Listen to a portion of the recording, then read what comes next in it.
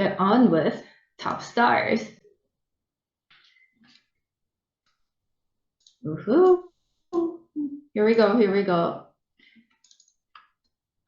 So we are MM Publications Korea office, and we use various independent system or program from MM, and we have put together a system that will work best for Korea, and that is called BELT, Best English Language Teaching.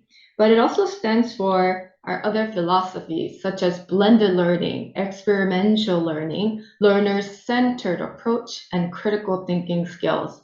Those are some key themes of key words that define our program or BELT system. And so within the BELT system, there are 3 programs per se. We have the kindergarten program where we have the Funny Phonics Hi Kids, a primary program with Top Stars, Smart Grammar, and ELT skills online with English skills. The secondary program with Full Blast Grammar, Live English Grammar, and secondary AI online learning. And so Top Stars will be the course book from the primary program. All right, just to get some basic foundations that you don't really see in the teacher's book instruction, but that are a very important part of our identity and what makes us different.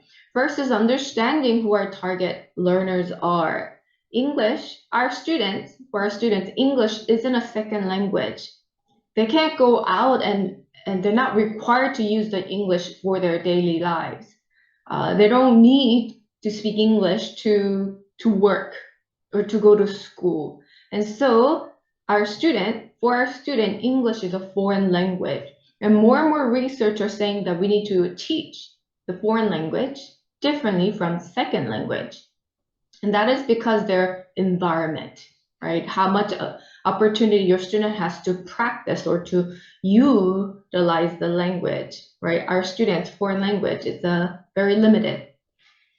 And because of this, even in Europe, they have seen this. English was one of the common language that binds them, but there are over 200 languages, right? And so because for many, English was a foreign language, and they wanted a guideline and standard that will better identify these people's English abilities. And so they were the European Union, the Council of Europe, which is the Ministry of Education kind of a thing in EU. They came together and they've created this standard called CEFR, and it stands for Common European Framework for Reference for Language. If I were to say that in American terminology, Common European Standard, right, for language. And CEFR divides into 6 levels: A1, A2, B1 and B2, C1 and C2. And so if I were to take you back to our program, you can see the CEFR marking right here, right? And so we follow the CEFR standard. And what what CEFR is all about, again, the European Union, they wanted some kind of standard or guideline that will help identify what are the abilities of the person, not how much they know, or how much they can do, how well are they able to communicate with people, get their ideas and thoughts across to another person, and be able to understand another and respond. And so CEFR, the basic foundation of CEFR is the communicative language teaching approach, or communicative language approach, or communicative approach. There's many terminology that are used interchangeably, but CLT, communicative language teaching, because they believe that being able to communicate is much more important just knowing. And so primary program, let me go back to the map, the poster. Our primary program goes from pre-A1 to A2, whereas our secondary program goes from A1 to B2. Okay. Next foundation is our ideas for blended learning. Blended learning, it's all about doing online and offline learning. And so that gives students the meaningful repetition, meaningful pattern drill instead of memorized pattern drill. And spiral syllabus, moving on to number 4 here, it's all about giving students enough opportunity to practice by not overloading them. Let me repeat, giving students enough time to internalize the target language by giving them less, right? In other words, I will say it's a scaffolding, right? Each curriculum, each level, we scaffold the students' learning, meaning present simple or present progressive has 5 functions, 5 usage. Instead of teaching all 5 usage or function, we teach one at a time. Then next level, we add another one. And next level, we add 2 more. And by the time they finish the curriculum, they'll have enough time to practice, internalize these different functions and know exactly how they're used. Instead of teaching all 5 at once and compare it for them, but next day they forget it all, right? We scaffold their learning, giving them enough time to internalize. Next is a different learning style. This is so important for younger age. At young age, your students are finding out themselves, so to speak, right? And you as a teacher, we need to realize that some students are more auditorial, some students are more kinesthetic, and some students are more visual. And so each lesson incorporates various learning styles so that everyone has the opportunity to learn it at their own best self. And what this allows you to repeat the same target language in a different way. So that repetition isn't boring, right? It's a different, exciting way. And last thing you need to know about our Top Stars and Belt curriculum from MM is the way we form each module. We don't call it chapters, but we call it module. And this is because we believe that each independent lesson, right, although they're independent, they come together to achieve certain goal. And the goal of that is the module theme, getting our student to ask and respond to this question, what are you doing? The present progressive of what the responding to present progressive things happening at the moment of speaking. And so we have all these independent lessons right here that we're teaching the target language, a specific target language. And those are called presentation lesson, where we're teaching them some new target language, as you see in these circles. And then we got other independent lessons, like right here, that brings the first 4 lessons, the target language, from presentation lesson. We give them a brand new situation where they must use it. So what they need to be able to do, it's quite obvious in the presentation lessons, but in consolidation, we don't cue them.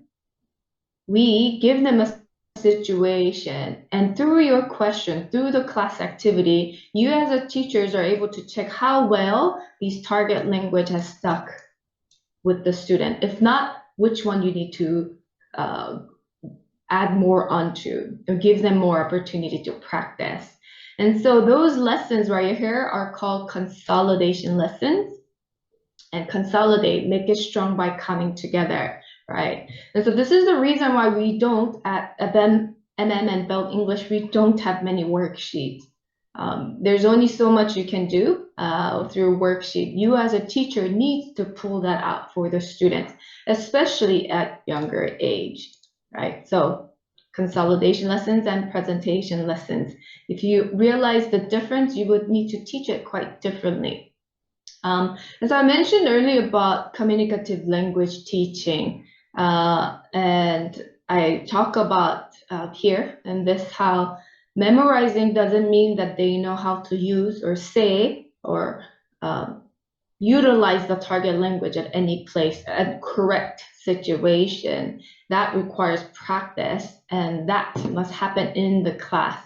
So main difference between talking, you can memorize all these sentences and say out loud, but are they able to use it in a correct situation with the correct grammar form? To do that, we must have that practice. You must have that interactions and ask student to what was the word I used? Understanding, right? My apology. And so to build this communication skills ability from our students, we repeat things from the course book. We give them a new situation with new vocabularies in the grammar. We expand it in grammar like this. And then we go online, we do another expansion where our students are given new situation, new vocabulary words, and different mix of the target language. So I've explained that in other online and grammar webinar, but through this, we have seen a great synergy in our students. The feedbacks from the directors and the students, and as well as the parents, are that they're able to say what they've learned. They're able to say what they learned correctly. And as a teachers, what more can we ask for, right? This is some sample example of our spiral syllabus. It talks about how these arrows shows you how certain language structure is repeated at another level.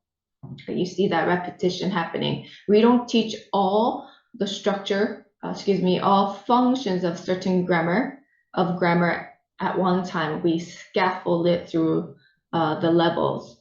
And next page, different learning style. I talked about that. So let me go into the actual top stars. Let me give you a little overview. Top stars is one of our course book from our primary program. There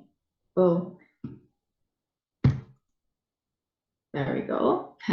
The first 4 levels in the top star course book's been now split into 2, 1A, 1B, 4A, 4B, and remaining top stars 5 and 6, it's the whole, right?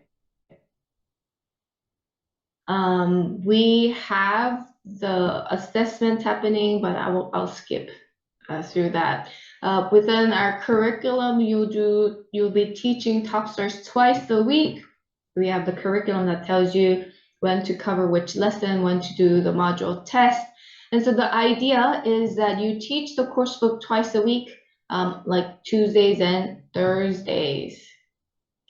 You have different like course book module test, course book midterm test, top stars module test, top stars midterm test, as well as the final test. These are some materials available for you. Oh, what's wrong? Move on. All right. This is just another way to show you the difference between target length presentation lessons and consolidation lesson. So here's a general module lessons, lesson 1 through 7 with the test, but we have additional consolidation lessons. So here, these first 4 is the presentation lessons, and these were consolidation lesson, but we have additional consolidation lesson besides from the student book, and they are smart moves, top skills from workbook, self-evaluation, timeout video worksheets. These are from IWB that you can do with your student, which you need to print out, and the phonics and clears are in the student book. So besides the main lessons, you have many additional consolidation lessons you can do with your student, constantly giving student different perspective of how the target languages are used in different situations. Now, because of this, something you will notice the difference between other publishers that level 1, taking our students from level 1 through 6, it's not exactly the same. It's not structured the same. 10 modules, 7 lessons. In fact, if you notice right here, and when you get to level 2, you'll see a lesson called Smart Moves, which is a critical thinking skill lesson, appearing from level 2 in the workbook. Then when you get to level 3, besides the Smart Moves in the workbook, we have another lesson called Top Skills in the workbook. And you will now finally see the midterm and final term test available to do with your students. But when you get to level 4, 5, 6, besides those 3 that were added on level 3, You have a new lesson called Crit in the student book at the end of even number modules. And so as you go higher into the level, we give students even more lessons to consolidate the target language in different situation and topic. So this is just another a little recap of the lessons that are available at different level.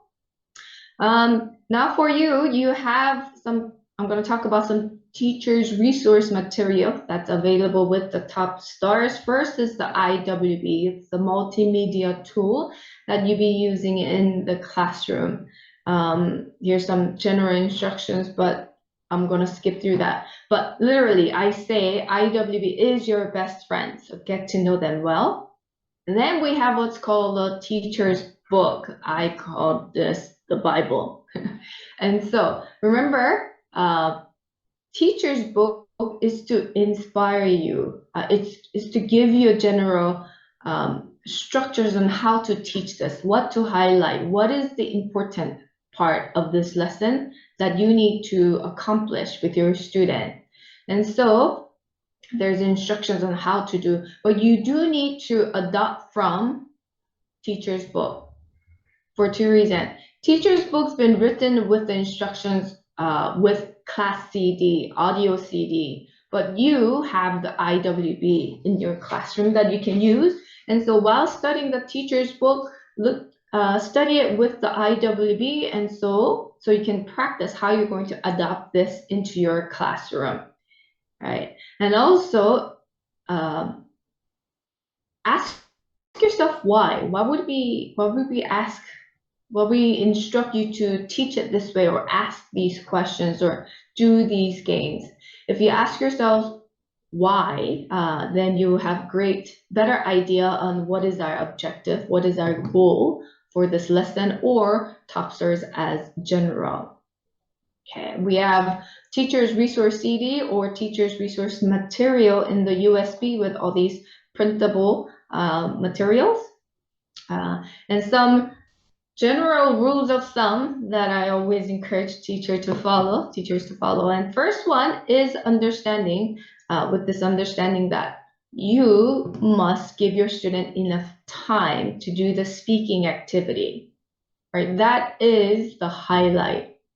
Every lesson starts with this communicative objective goal, and it isn't about memorizing the vocabulary or having them spell it correctly. It isn't about them knowing the grammar rules. It's about them being able to do something in situation. Like the lesson I'm looking at, to introduce superlative form of regular objective. Here, that's module 3 that I'm going to demonstrate. To identify activities happening at the moment of speaking. That's your goal on that specific lesson. How do you do so? You have student do something and you are doing something, right? And so in order to do that, you got to give your student enough time to do the speaking activity, know how to do it. So use your class, the last about 30 to 50% of your lesson this lesson should be spent on doing the speaking activity with 2 pair work and 1 entire classroom speaking activity. Some of you know this TTT, STT. Please speak less and have student, give your student more opportunity to speak. All right. Next is the ELSR, elicit, listen, speak, and read. Incorporate this activity right here, or this skill, ELSR, with every single activities in class. That makes it much more engaging for your students. It builds their listening skills, it builds listening comprehension, reading, speaking skills, and with elicit, thinking skills as well. And so eliciting, you see that happening in your teacher's book, the instruction. Every activity, video, song, reading, the instructions in the teacher's book always say, ask the student what they think is happening in the picture or what they see. If they recognize the vocabulary words that they've learned just recently. So those are eliciting questions. You're pulling out from students how much they know, and so that from there you can give the new information, and you do so with listening. You first give them through listening, and then you have them speak what they just listened, what they just heard, and through it you are checking how much of this listening that they were able to grasp. And then after reaching about 50 to 70% of the situation, comprehension, right? Then you give them the text to read and finalize, bring them to the 100%. So ELSR, it's a real good skill you can use not only in our course book, but anything you teach, ELSR, okay?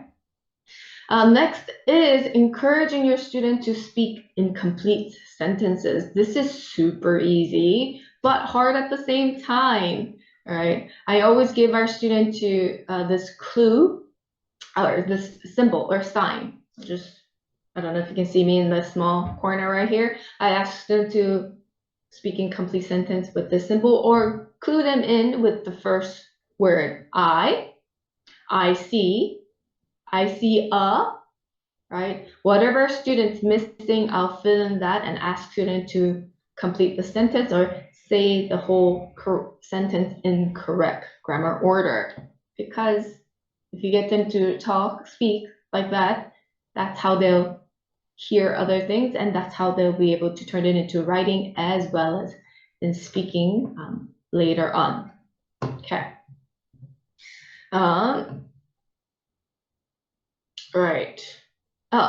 What I meant to highlight. So anytime we do speaking activity, the example given in the speaking activity, it's always in complete sentences. And for the response as well, it isn't just yes or no.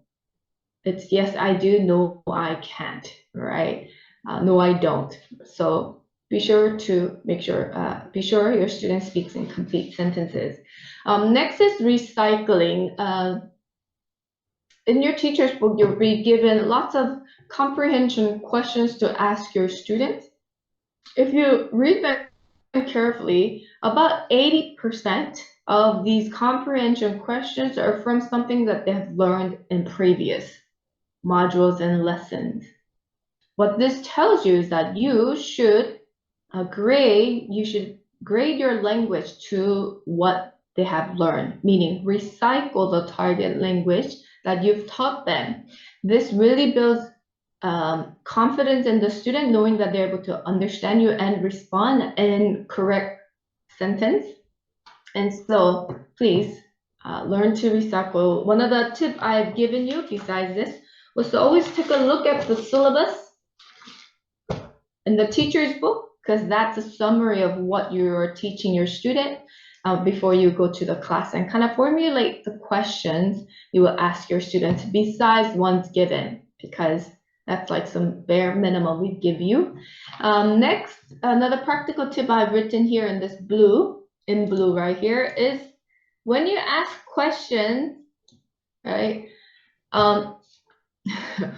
We often ask questions and expect your student to answer you immediately. Some critical thinking questions that require some thinking, you gotta give them time to, find the answer. And so you first pose a question to all your students. Don't call out a name, just say, so friends, what do you see? And you breathe about 3 to 5 times. By the time you breathe 5 times, you are at peace with your class. And then you call out a name, right? I call this PPP. So pose, pause, and pounce. Pick a student, right? So I promise you, you would need some patience, learn some patience, but your students you have a positive response from your student, because all of them will be listening to you, not just the good student. All right, so then my presentation is over here. Now let me show you